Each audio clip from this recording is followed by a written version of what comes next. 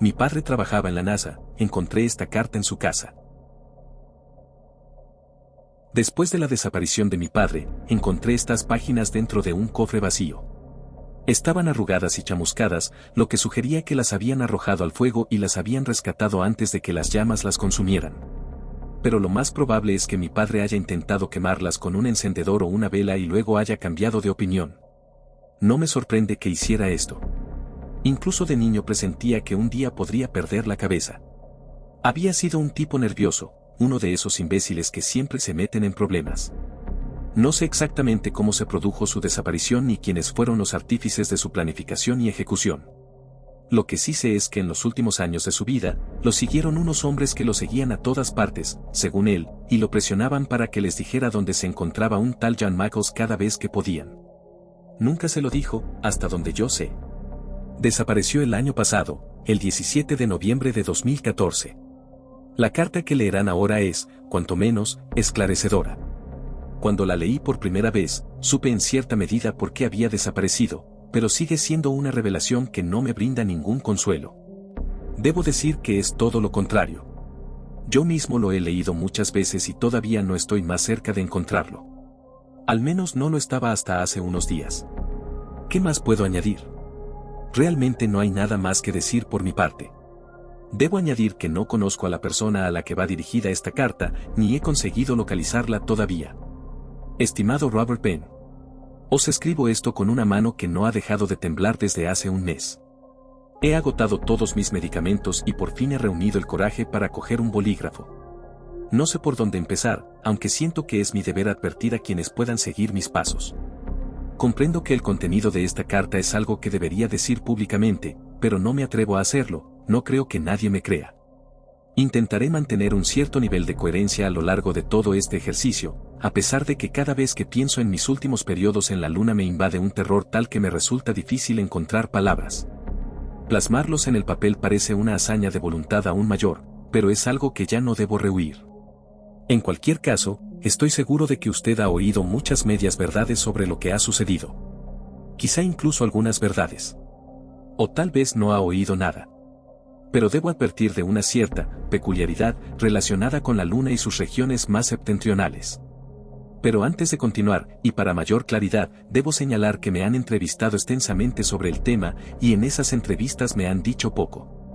Agentes que no pertenecen a ninguna agencia o institución pública que yo pudiera identificar han llegado a mi puerta, incluso después de que yo haya dado todas mis declaraciones y testimonios formales. Deben haber percibido las mentiras que les dije. Me gustaría llamar a estos hombres hombres de negro, pero debido a la reciente serie de películas temo que tal título sea percibido como poco más que gracioso. Sin embargo, son estos hombres los que han venido a entrenar una y otra vez con una persistencia no menos que estremecedora. La razón por la que no dije todo lo que tal vez debería haber dicho es simple: en ese momento no estaba preparado para revelar los acontecimientos más extremos en los que había participado. Temía, y todavía temo, por mi propia vida en caso de que descubrieran que había conservado todos mis recuerdos, ya que mi principal excusa seguía siendo que no los recordaba. Como resultado, hay muchas cosas que no les he contado a ninguno de esos hombres. Sin embargo, siento cierta repugnancia ante la perspectiva de que este secreto me siga hasta la tumba. Es esta sensación insoportable la que no me permite enterrarlo en mi mente. Creo que mi subconsciente preferiría volverme loco antes que permitir que tal cosa sucediera. Realmente siento que si no escribo esto, en un momento delirante podría saltar de mi apartamento y estrellarme la cabeza contra el cemento. Es un poco sombrío, lo sé, pero no creo que pueda hacerlo jamás. Supongo que debería comenzar con lo que ya sabes. Debo repetir al menos una parte, creo, porque servirá como recordatorio de lo que hice, o más bien, de lo que no hice, y de lo que ocurrió a causa de ello.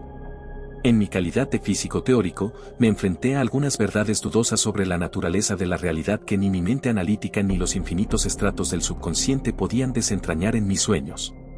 Tuve pesadillas sobre mi trabajo, pero no perderé tiempo ni papel en divulgarlas en detalle.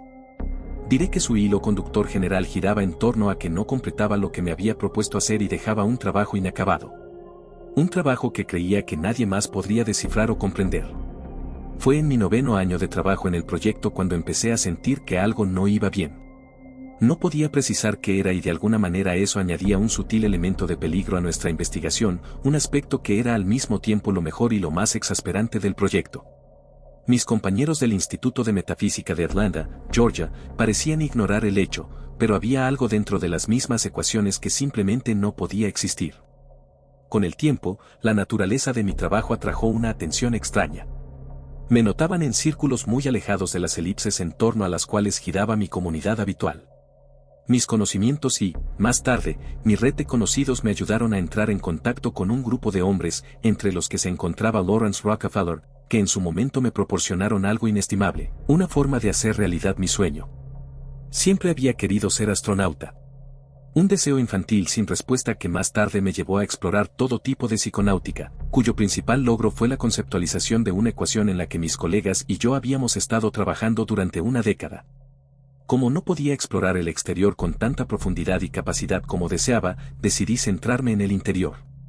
La mente tiene sus propias ecuaciones que parecen reflejar perfectamente las del exterior. Todo esto me llevó a ocupar la curiosa posición de ser seleccionado entre el grupo de 10 que se quedaron para ayudar a construir el primer puesto de avanzada humano en la Luna. Lo llamaríamos Luna One, o L1 para abreviar. Los preparativos se hicieron en el año 2003 y el público en general se enteraría de ello un año después. Me ordenaron trasladar todo mi equipo conmigo, lo que implicaba muchas notas, ya que me aseguraron que todo lo demás que pudiera necesitar lo encontraría en la estación, y me asignaron la tarea de asignar una lista de candidatos potenciales, de los cuales solo uno sería elegido para ayudarme. La tarea de encontrar al candidato adecuado para acompañarme fue fácil, principalmente porque solo tenía una opción adecuada, mi colega, la doctora Amanda Rivers, Ph.D. Ella había estado conmigo todo el tiempo y me había ayudado a resolver la mayoría de mis acertijos matemáticos. En aquel momento, la pregunta era si los dos éramos capaces de embarcarnos en una misión tan compleja. Después de todo, éramos científicos y, por lo tanto, no estábamos preparados para nada que supusiera demasiado estrés físico, al menos algo tan complejo como construir una base lunar. Al principio pensamos que tendríamos que construir la base nosotros mismos, ya que esto supondría un gran desafío para nosotros, pero pronto descubrimos que éramos el segundo grupo y que la base L1 ya estaba operativa. Nunca se supo quién la construyó ni cuándo, aunque yo, junto con algunos de mis, debería decir reclusos, conseguimos obtener algo de información sobre el origen y la antigüedad de la propia estructura. Fueron estos datos los que nos proporcionaron el primero de muchos misterios.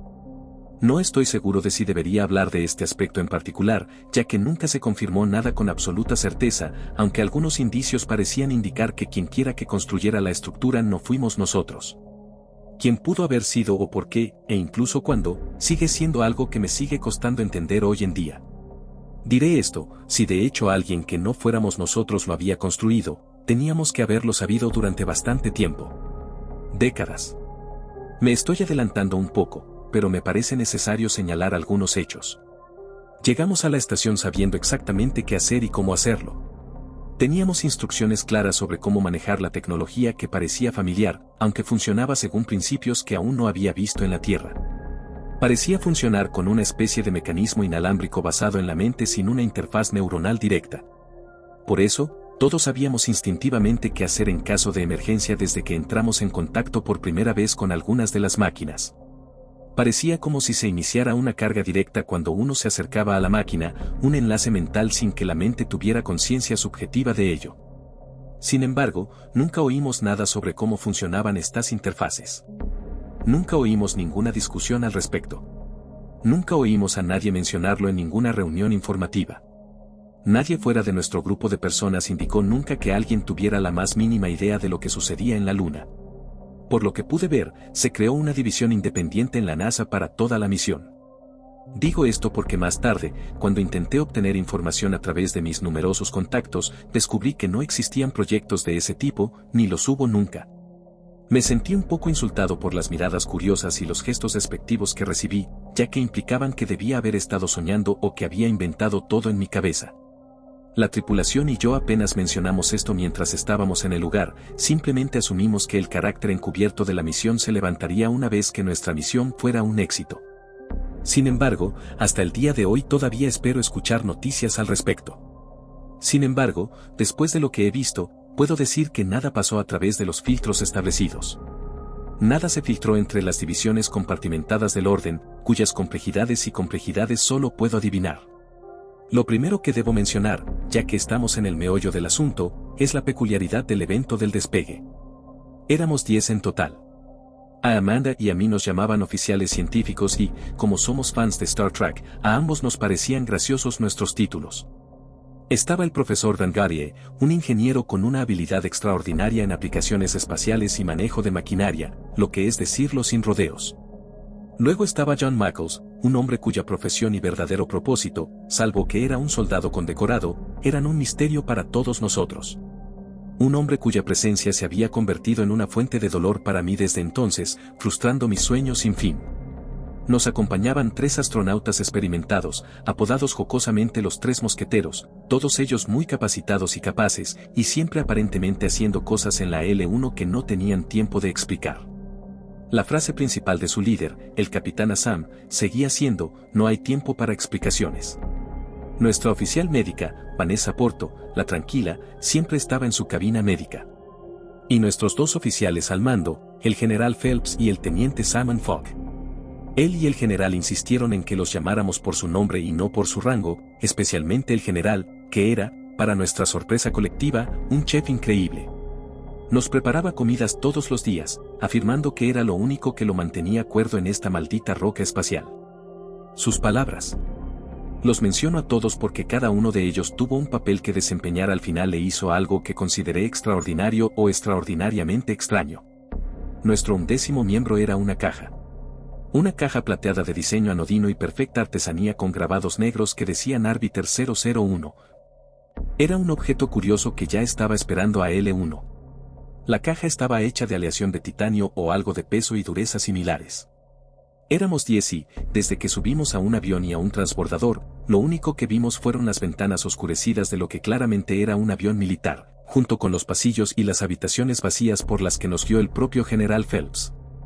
Nunca hablamos con el piloto hasta que más tarde descubrimos que había sido el teniente Simon Fogg en persona.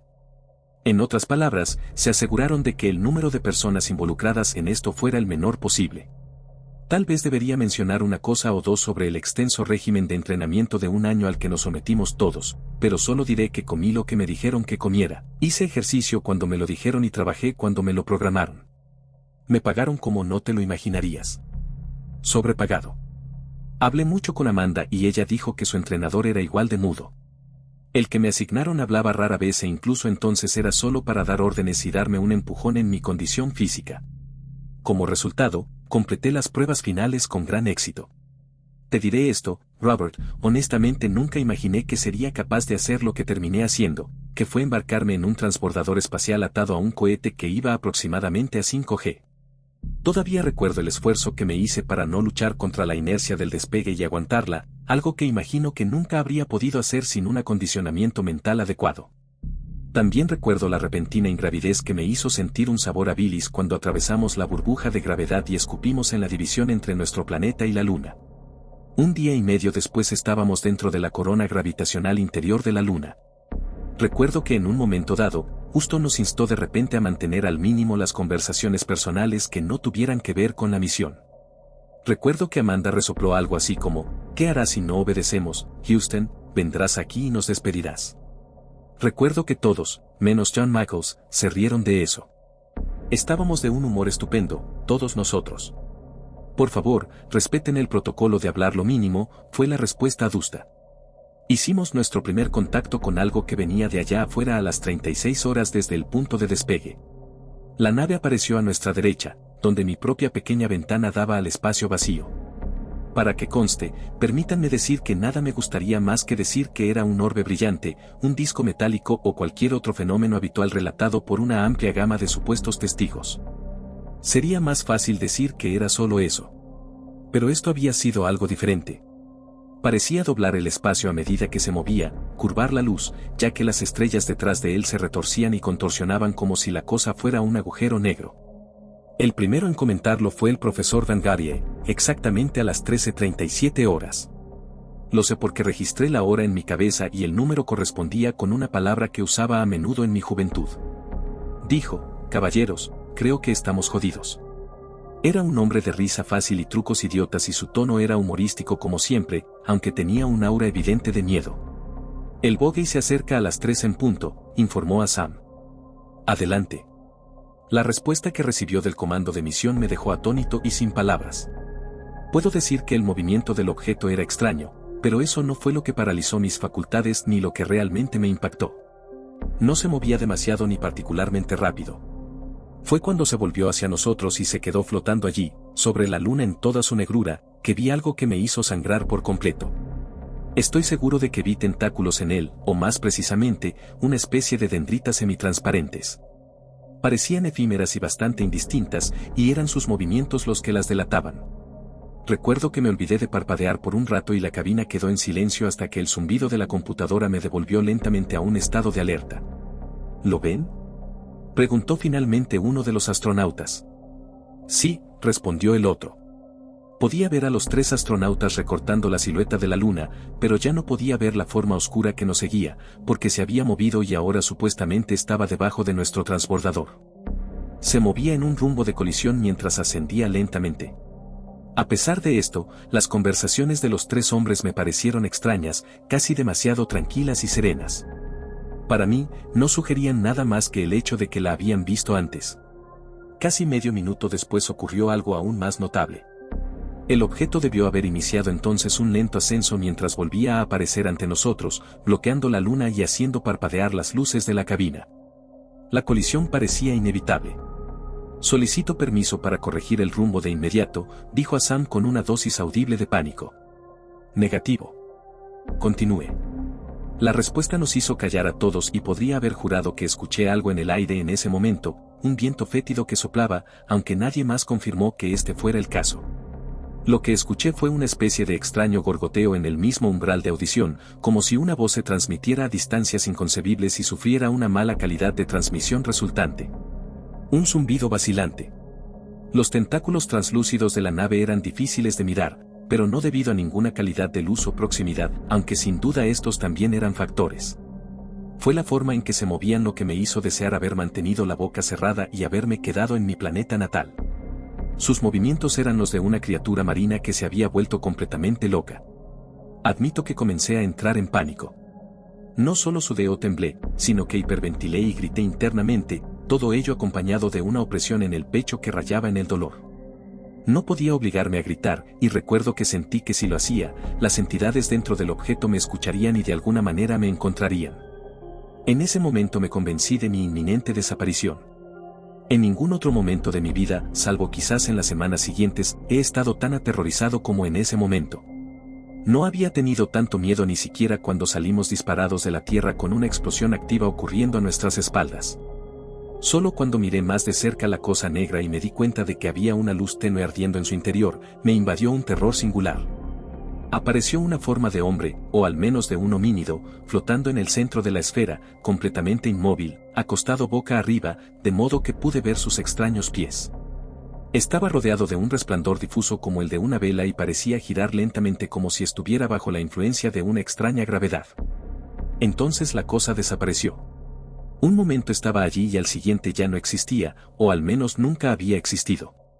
No dejó rastro. Escuchamos a Houston diciendo algo sobre perder nuestra señal y cosas así, pero admito que en ese momento le presté poca atención a Houston. Mi mente vagaba.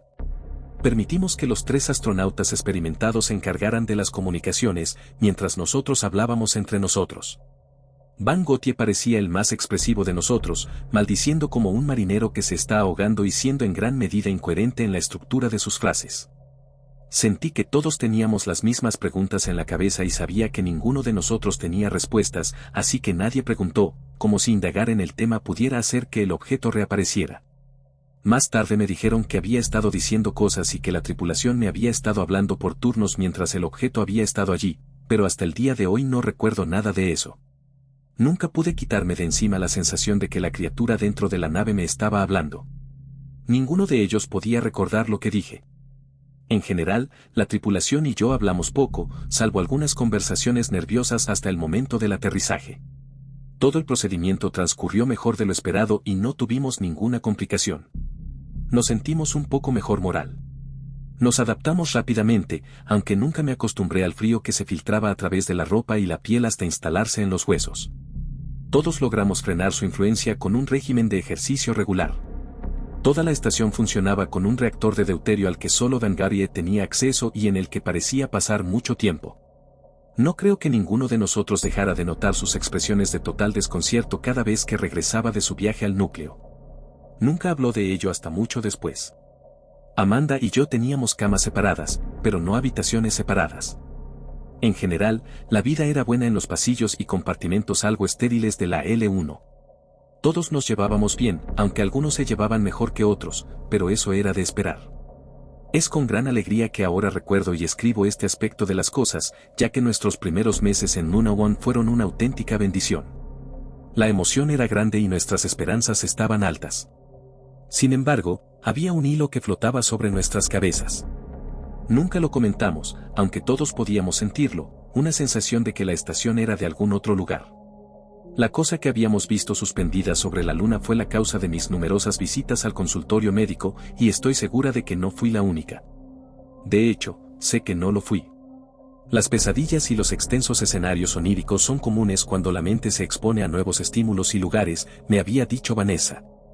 Conozco la dinámica de los sueños, señorita Porto, recuerdo haberle dicho con cierta arrogancia, estos son diferentes. ¿Cómo es eso? No se parecen a nada que recuerde haber tenido en la Tierra. No estamos en la Tierra. Aún. Me miró con expresión perpleja y tomó notas en su libreta. El tacto de sus largos dedos sobre la pantalla táctil era casi hipnótico y su presencia resultaba profundamente tranquilizadora. Explícamelo con detalle, si puedes, dijo. Incluso su voz sonaba sedosa. Le conté todo. No siento la necesidad de repetirlo aquí, ya que no es parte integral de mi trabajo. Diré esto, los sueños lograron indicarme indirectamente cómo debía llevar a cabo mi trabajo. Sin embargo, Vanessa me dio lo que pensé que era una interpretación inexacta de mi sueño y unas pastillas de melatonina de 5 miligramos para tomar antes de dormir, aunque no me molesté en preguntar cómo las consiguió en la estación. Nunca los tomé. El trabajo y la vida en L1 continuaron como de costumbre, al igual que mis sueños. Y no fue hasta nuestro día 76 a bordo que algo puso en marcha una cadena de acontecimientos que finalmente me llevaron a escribir esta carta. El trabajo y la vida en L1 continuaron como de costumbre, al igual que mis sueños. Y no fue hasta nuestro día 76 a bordo que algo puso en marcha una cadena de acontecimientos que finalmente me llevaron a escribir esta carta. Estábamos almorzando en el comedor principal, que estaba en el cuarto piso de la torre. Sus amplios ventanales nos ofrecían una vista clara de la meseta de Aristarco con todos sus valles grises y sus oscuros charcos de sombra. El general Phelps volvió a superarse a sí mismo con su comida, que preparó para nosotros con ingredientes que pensé que eran imposibles de mejorar. Desde ese día y hasta el día de mi muerte insistiré en que debía haber sido verdaderamente talentoso y verdaderamente aburrido para preparar todos esos platos para nosotros. De todos modos, al final de nuestra comida, comenzamos a revisar los trabajos y los informes del día anterior, como se había convertido en nuestro ritual, cuando descubrí algo que estaba seguro de que no podía existir en un universo en el que ocupábamos. También fue el primero de los muchos incidentes que se acumularon durante las semanas siguientes debido a los cuales la buena doctora, Vanessa Porto, se volvió loca. Detrás de una de las colinas bajas se veía una figura. Ni siquiera sé si caminaba, flotaba o nadaba, pero podría haber estado haciendo todas esas cosas. A veces parecía una sombra suspendida en el polvo, mientras que en otras ocasiones parecía como si la figura de un hombre pudiera dar un paso fuera de esa sombra y volverse completa. Vi mi rostro en la niebla pasajera. Los sonidos que emitía eran los mismos que había oído mientras estaba en la lanzadera, solo que más presentes, más aquí, cerca, casi encima de mí. Me hizo taparme los oídos con pánico mientras el resto de ellos se giraban para ver hacia donde había señalado. Todos lo vimos desaparecer en el suelo. Ninguno de nosotros trabajó ese día. En cambio, todos nos enfrascamos en discusiones sobre la naturaleza de la realidad y lo que vimos, hasta que nuestro debate finalmente despertó un gran interés sobre lo que Amanda y yo realmente hacemos. Éramos los únicos que no entregábamos informes diarios, ya que nuestro progreso se había detenido. Todos estábamos demasiado ansiosos por dejar de lado el evento como una de las anomalías de la meseta de Aristarco, ya que se sabe que la región libera humos gaseosos y extrañas aberraciones de niebla debido a la desintegración radiactiva que interactúa con el viento solar. Todos queríamos creer eso, descartar lo que habíamos visto como nada más que eso. Pero los humos y los gases no generan el sonido que escuché. La tripulación persistió en sus indagaciones hasta que Amanda y yo los conducimos a nuestro lugar de trabajo. El tercer piso de L1 y sus paredes blancas curvas, la totalidad de las cuales había sido asignada como oficina para mí y para Amanda, estaban completamente pintadas con marcadores negros. Era lo único que ella trajo consigo, una pequeña caja de marcadores, y me dijo que sabía que los necesitaría. Manteníamos nuestras ecuaciones principales frente a la pared de vidrio que daba a la meseta de Aristarco, mientras que el resto de la pared se había transformado en exhibiciones de ecuaciones elaboradas y lo que Dangaria denominó una sinfonía magistralmente tejida de números y letras. Recuerdo exactamente lo que dijo porque pensé que su descripción era poética y, si me atrevo a decirlo, complació a mi ego aunque no estuviera de acuerdo con ella. No hay nada sinfónico en esto, Van, señaló Amanda riéndose. Ben es realmente muy desordenado en su trabajo. Paso la mitad de mi tiempo retrocediendo cuando olvida dónde está cierta sección del flujo de ecuaciones. Siendo su asistente, uno pensaría que recordaría estas cosas, respondió Dangarie. No es mi asistente, es más bien una cómplice, dije, seguro de que sonaba tan cliché como me parecía. ¿Cuál es el objetivo final de su trabajo?, preguntó Michaels, que estaba de pie en el otro extremo de la pared mirándola fijamente, con las manos en la espalda. Su tono de voz me sorprendió porque hablaba poco y tenía una forma áspera de hablar. Para acceder al punto donde la materia se encuentra con la mente a través de medios no locales de transferencia de pensamiento, dije. ¿Pueden las ecuaciones proporcionar los medios para lograr tal tarea?, preguntó Michaels. Las ecuaciones son la fuente de donde emana toda la realidad, dijo Amanda. Es donde se puede ver y jugar con el alfa y el omega. Son el patio de recreo de Dios.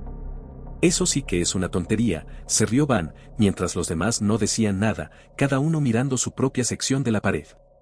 Antes de continuar, quiero decirles que estoy escribiendo estas conversaciones principalmente para que ayuden a transmitir la disposición completamente sensata de la tripulación. En ese momento, mientras todos estábamos de pie y hablando, vi a Michaels detenerse e inclinarse hacia la sección de la ecuación que más me desconcertaba. Sea ciencia cierta, después de haber visto las grabaciones de video, aunque de baja resolución, que ninguno de nosotros había manipulado las ecuaciones.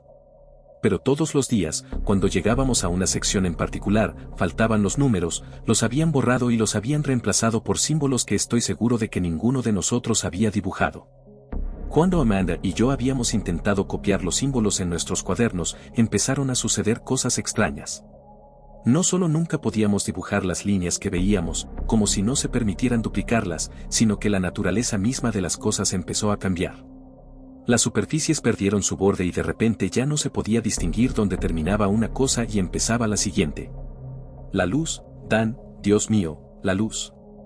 Había rostros oscuros y aceitosos en ella, y si hay algo que me gustaría olvidar más que cualquier otra cosa, es la forma en que esos rostros me miraban. Eran de la naturaleza más espantosa. El horror absoluto fluía de cada uno de ellos, ojos saltones que nunca parpadeaban y gritaban en el límite superior del oído. Hacían movimientos repentinos como si hubieran visto algo que el observador no podía ver, sus rostros se retorcieron en expresiones grotescas de tristeza y dolor. Fue John Michaels quien sacó su cuaderno y escribió la primera duplicación perfecta del símbolo en la pared. No sé cómo lo logró. Ni siquiera se podía colocar un papel sobre el símbolo y esperar trazarlo, porque el símbolo no se podía ver como si ni siquiera estuviera allí, sin importar lo delgado que fuera el papel. Pero en ese momento, cuando John logró hacerlo, sopló un viento de la nada, solo, viento, lo suficientemente frío como para hacerme rechinar los dientes y con un olor extrañamente familiar, como a pintura tal vez, pero no exactamente. Vanessa gritó, debió haber visto algo, porque siempre había sido la más sensible de nosotros y salió corriendo de la habitación. No llegó muy lejos, ya que más tarde la encontramos en el pasillo, afuera, hecha un ovillo. Nunca antes me había dado cuenta de lo pequeña que era. El resto de nosotros nos dirigimos a la cubierta de mando, agradecidos por la distracción. Fuimos porque uno de los astronautas había señalado que su dispositivo estaba informando de algún tipo de mal funcionamiento del módulo de mando. También fuimos porque todos deseábamos instintivamente permanecer juntos. Ninguno de los tres mosqueteros estaba calificado para manejar la computadora central, al menos no con un nivel de maestría. Aún así, fuimos todos, así que todos vimos lo que había allí. Era otro hombre, de color gris ceniciento y desnudo, con la columna vertebral sobresaliendo mientras permanecía encorvado detrás de la consola principal y la miraba fijamente.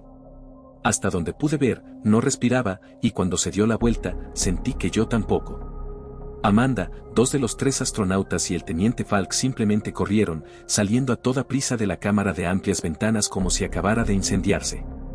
En cuanto a mí, no sé si fue el miedo o la fascinación absoluta lo que me mantuvo en el sitio, probablemente pura estupidez. Había una boca donde debería haber estado la cavidad torácica de la cosa, una maldita boca abierta de lado. Vanessa Porto, una doctora que, como era de esperar, estaría acostumbrada a ver cosas impactantes, se desmayó. Cayó al suelo y vi al último astronauta, a Sam, sacarla a rastras de la habitación, con pánico en los ojos. Las costillas del hombre, si es que se le podía llamar hombre, eran amarillas, con forma de colmillos salientes, y pude ver su corazón arrugado aleteando como una lengua, chorreando mucosidad amarilla. Me parece que... Siempre he detestado la idea de describir los acontecimientos como si hubieran tardado una eternidad en desarrollarse. ¿Sabes de lo que hablo, Robert? Ya lo hemos hablado antes. Pero en realidad me sentí como si estuviera mirando a la cosa en cámara lenta. No había nada más que la cosa y yo, me pareció. Su semblante era insoportable, pero no podía apartar la mirada. La luz diáfana de la cubierta de mando lo hacía aún más horrible, con cada rasgo de la cosa convertido en una parodia arrugada y repugnante de la fealdad. No me avergüenza admitir que, cuando su único ojo, el único rasgo de su rostro, parpadeó lentamente, me oriné encima. La cualidad del ojo era tan oscura y amenazante que parecía mirarte desde otra dimensión, profundamente más retorcida e incognoscible. Durante un tiempo no recordé nada más. Lo único que podía recordar era ese ojo, una cosa fea y abultada. Me recordaba las formas circulares que se encuentran en los árboles viejos cuando una rama se ha roto desde la raíz del tallo hace mucho tiempo, dejando atrás una depresión que se convierte en una mirada particularmente antigua. He visto ese ojo en mis sueños todos los días desde entonces. Quizás te hayas preguntado por qué incluí otro sobre en esta carta con la leyenda no abrir hasta haber leído la carta. En el interior encontrarás una burda imitación de la forma que se encontró en mis ecuaciones. Ábrelo y míralo cuando termines de leer esta carta para que puedas dar fe de la veracidad de lo que dice. Todo lo que tienes que hacer es mirar. Por favor, hazlo más tarde, porque lo que estoy a punto de escribir ahora es algo que he estado deseando contar más que el resto que había escrito. Me encontré en mi propia cama, despertado por un sueño entrecortado. No recordaba cómo había llegado allí, pero supuse que me habían llevado recientemente, porque el lugar entre mis piernas todavía estaba húmedo de orina. No había nadie, la base parecía tranquila salvo por el zumbido omnipresente del reactor. Posicionado a mi izquierda, una luz tenue se filtraba desde el pasillo exterior. Recuerdo que algo proyectaba una sombra larga sobre el suelo, algo que no podía ver porque mi cama estaba cerca de la pared lateral y la entrada daba al centro de la habitación. Traté de permanecer completamente quieto. Miré la sombra durante un largo rato, luego lentamente reuní valor y me levanté. La humedad entre mis piernas se sentía incómoda y tenía ganas de gritar, decir algo, pero no podía encontrar mi voz. Simplemente tragué bocanadas de lodo como si hubiera estado durmiendo durante días. La sombra se movió y di un paso adelante para ver algo moverse alrededor de la curva del pasillo más adelante. ¿Michaels? Grité. No sé por qué pensé que podría ser él. ¿Amanda? Grité después. No hubo respuesta. No puedo decir qué es lo que hace que los hombres se muevan en situaciones como estas en lugar de esconderse debajo de la cama como los niños. Sea lo que sea, llámalo coraje, llámalo curiosidad o estupidez, pero a mí también me hizo moverme. Creo que, sobre todo, es un sentimiento subconsciente de querer descubrir lo que te asusta en lugar de que lo que te asusta te encuentre a ti. Mientras caminaba hacia adelante, la curva del pasillo estaba a unos pasos de mí, sentí que algo gruñía en las paredes que me rodeaban. Un movimiento en el borde de la percepción, como el de una ballena lejana y moribunda, que supuse que debía provenir del centro. Un zumbido vacilante. Sin embargo, eso no me había asustado tanto como mi propia voz, que resonaba a través del sistema de altavoces mientras hablaba por mi dispositivo de comunicación portátil. ¿Hola? ¿Dónde está todo el mundo? Recuerdo un eco de la tonalidad más atroz. Todo lo que recibí fue lo que había oído antes, cuando vimos el objeto sobre la luna, un extraño gruñido casi subsónico de muy mala calidad de transmisión. Cuando lo escuché, casi me desplomé en el suelo y me hice un ovillo.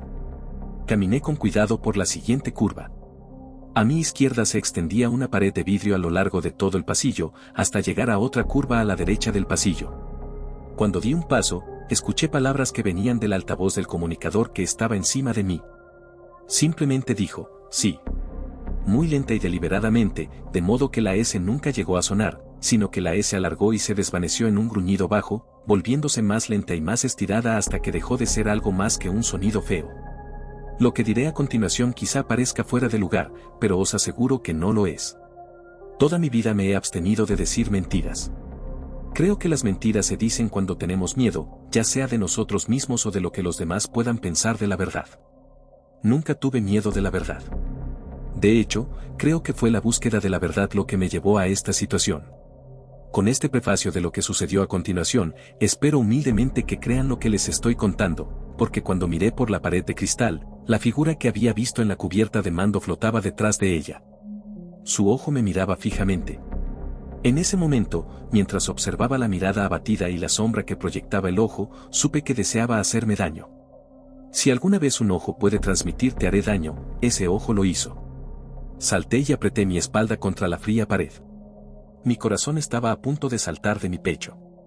Podía ver la meseta de Aristarco detrás de la figura, y sobre ella, un gran vacío negro que se retorcía y se contorsionaba, con largas protuberancias similares a dendritas que se movían sin fin a través de la atmósfera de la luna.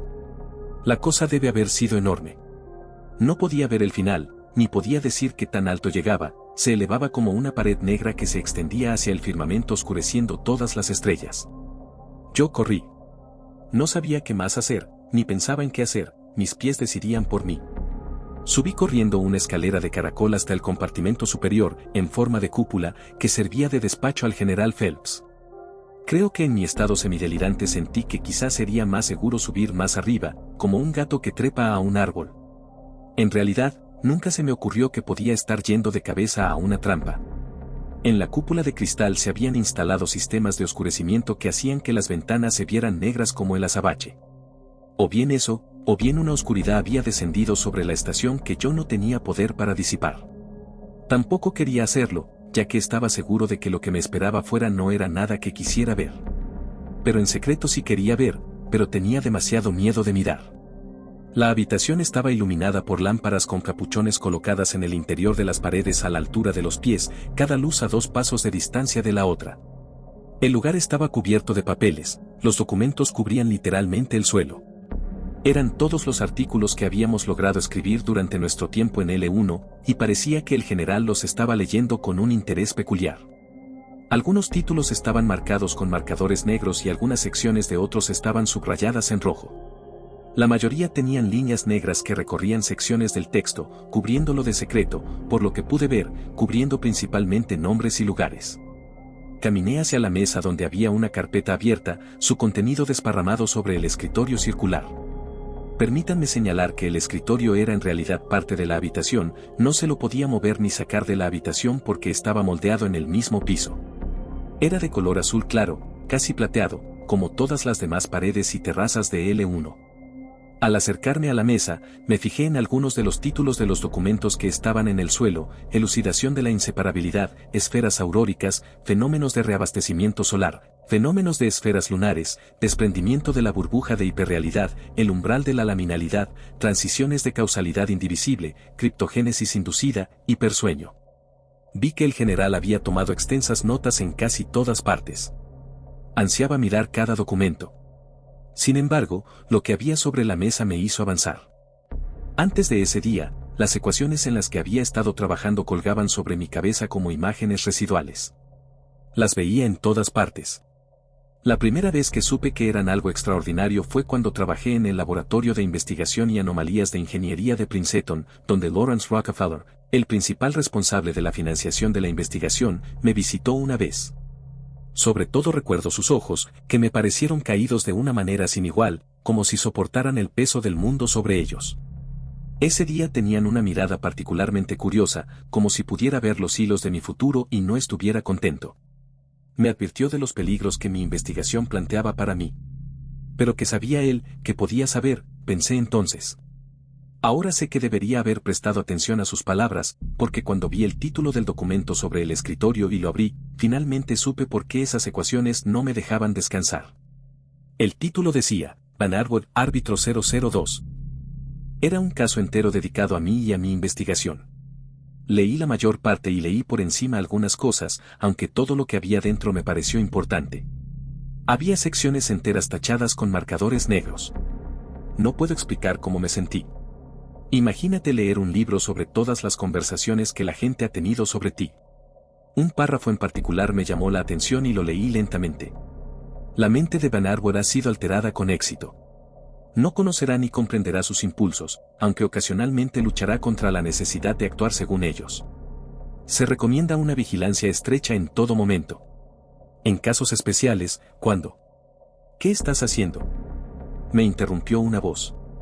Había recogido los expedientes y los había dejado en el suelo para poder leerlos con más claridad a la luz. Me atrajeron tanta atención que casi me había olvidado de mi situación. Cuando levanté la vista, el rostro del general Phelps, a contraluz y terrible, con el ceño ensombrecido, me observaba desde el borde de la puerta. En ese momento, no me importó mucho haber estado husmeando en su oficina, ni siquiera me había dado cuenta. «Mark», dije de un salto. «¿Qué está pasando?». No me respondió. Giró hacia la derecha y caminó hasta donde la luz del pasillo me permitió ver rápidamente sus ojos. Eran brillantes y saltones, y me miraban fijamente como si estuvieran atrapados en una expresión de terror o manía. «General», grité. Recogí algunos documentos del suelo junto con mi expediente, me parecía demasiado valioso para dejarlo, y corrí tras él. Quería respuestas, deseaba saber qué demonios estaba pasando, como creo que cualquier persona racional haría en mi posición. Disminuí la velocidad cuando noté que estaba dejando un rastro de sangre detrás de él en pequeños hilos. Sé que puede resultar difícil comprender por qué lo seguí, quizá no lo hubiera hecho si lo hubiera considerado 2 veces, pero en ese momento, él era el único ancla de la realidad que había visto desde que desperté. Así que lo seguí.